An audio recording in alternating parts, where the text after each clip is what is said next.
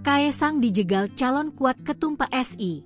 Pengamat, sebatas gimmick. Pengamat politik Universitas Islam Negeri, UIN, Syarif Hidayatullah Jakarta, Adi Praitno menyebut bahwa rumor pemilihan calon ketua umum, ketum, Partai Solidaritas Indonesia, PSI, akan diikuti sejumlah orang hanya gimmick. Adi mengatakan, pemilihan calon ketua umum partai berlambang mawar itu bahkan hanya sebatas ornamen demokrasi.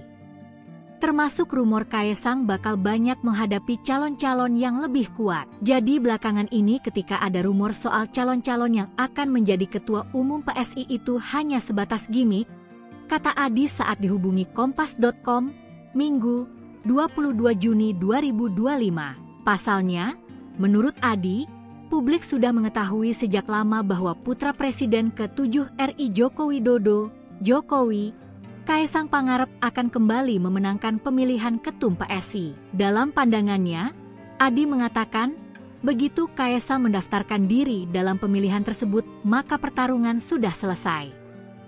Karena sejak awal PSI itu sepertinya memang semacam karpet merah yang sengaja dipersiapkan untuk Kaesang, ujar Adi.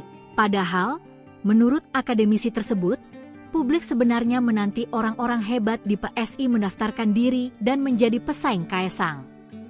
Di antara mereka adalah Raja Juli Antoni yang menjabat Sekretaris Jenderal, Sekjen, PSI dan Menteri Kehutanan, dan dosen Universitas Indonesia, UI, Ade Armando. PSI dijadwalkan menggelar pemilihan calon ketua umum pada 12 hingga 19 Juli mendatang.